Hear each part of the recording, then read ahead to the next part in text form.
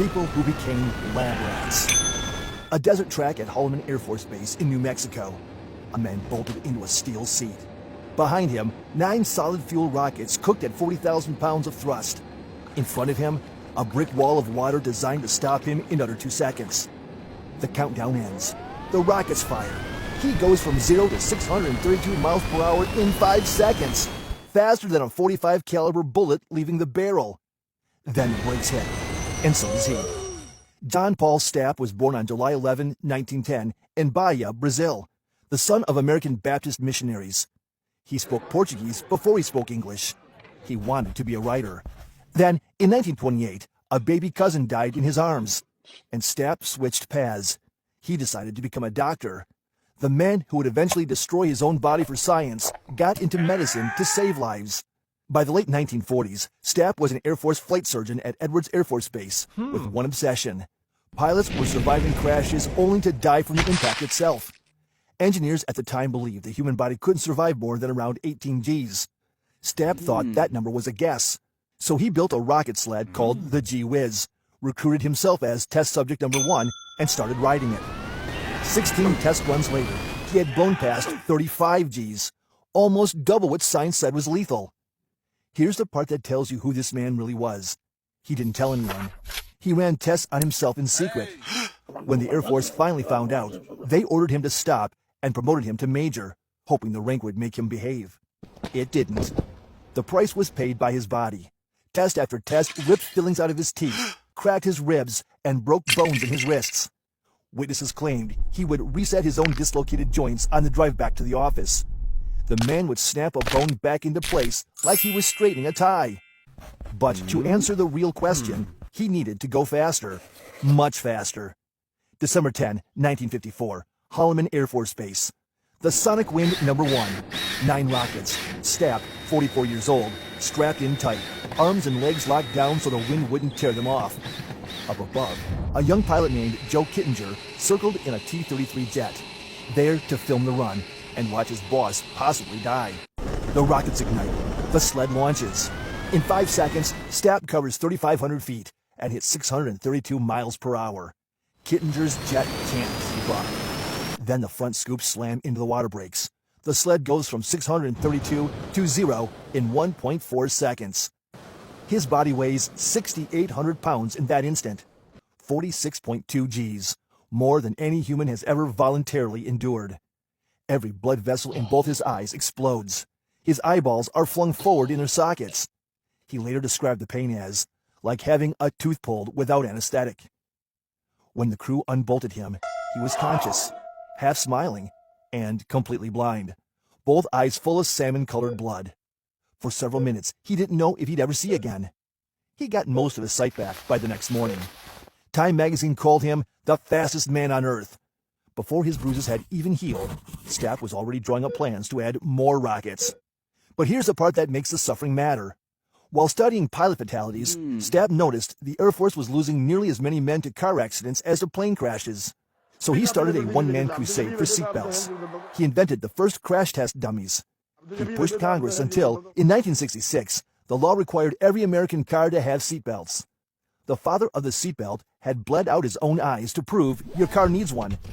The man who survived more force than anyone in human history died peacefully in his sleep in 1999 at age 89.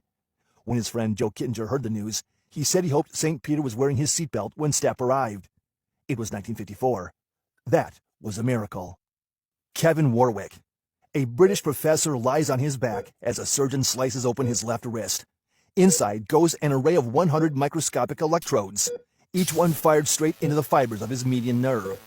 2 hours later, his nervous system is hardwired to a computer. He picked the left arm on purpose. He's right-handed and didn't want to ruin the good one. Kevin Warwick was born in Coventry, England in 1954. He became a professor of cybernetics at the University of Reading and spent his career obsessed with one question. Where does a human end and the machine begin? Most scientists answer that question in papers. Warwick decided to answer it with his own body. It started small. On August 24, 1998, he had a simple silicon transponder chip surgically implanted in his forearm. For 9 days, doors opened, lights flicked on, and computers greeted him by name as he walked through the cybernetics department. He later joked that, with different codes, the name Chip could have launched missiles. The press gave him a nickname that has stuck ever since, Captain Cyborg. It wasn't a compliment. But the 1998 chip was just a key fob under the skin. The 2002 implant was something else entirely. With a 100-electrode array wired into his nervous system, Warwick did things that genuinely sounded like science fiction. He flew to New York, closed his fist, and a robotic hand 3,400 miles away in Reading closed at the exact same moment, controlled across the Atlantic by his nerves alone. He drove an electric wheelchair with his thoughts. They hooked the implant to an ultrasonic sensor, and for the first time, a human felt distance the way a bat does. Then he convinced his wife Irina to get a simpler implant of her own. When she closed her hand, his brain registered a pulse.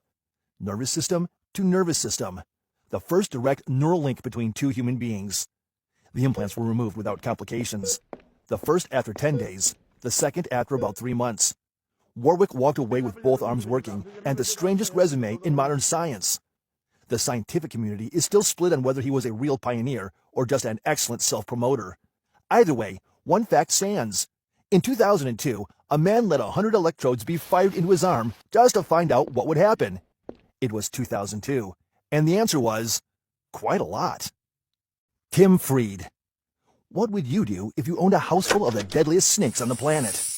Most people would either get rid of them or build better cages.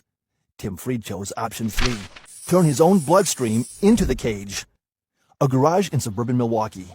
A truck mechanic in his 30s, surrounded by glass tanks. Inside the tanks, black mambas, king cobras, taipans, rattlesnakes. The entire varsity squad of things that will kill you in under an hour. He picks up a vial of milked venom, draws a small dose into a syringe, and injects himself. Then he writes the date down, and does it again next week. Tim Fried was born around 1968 and adopted at 3 months. He grew up in the suburbs of Wisconsin, became a truck mechanic, and somewhere along the way developed a hobby most people would call a mental health emergency, collecting the world's most venomous snakes. By 2001, he was so afraid of an accidental bite that he made a decision no doctor on earth would ever recommend.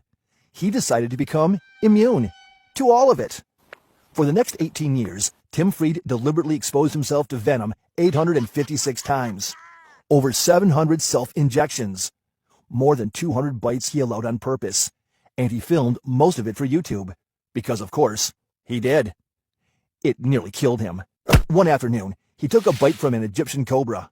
1 hour later, for reasons only he understands, he let a monocled cobra bite him too. His immunity could handle one, not both. In his own words, he basically flatlined and died. He woke up from a coma days later. Asked if it was stupid, he answered, "Yeah, it was stupid," and then went right back to it. Here's where the garage experiment becomes actual science. In 2017, an immunologist named Jacob Glanville saw Fried's YouTube channel and realized something the scientific community had missed. This mechanic's blood was a gold mine. In 2025, Glanville's team published a study in Cell showing that 2 antibodies isolated from Tim Fried's bloodstream, combined with an existing drug, fully neutralized venom from 13 of 19 deadly snake species in lab mice, partially effective against the other 6. Roughly 138,000 people die from snake bites every year. Traditional antivenom only works if you know which snake bit you. What's growing out of Fried's blood could one day work for any of them. The Wisconsin mechanic with a zoo of mambas in his living room may have just handed medicine the blueprint for a universal antivenom.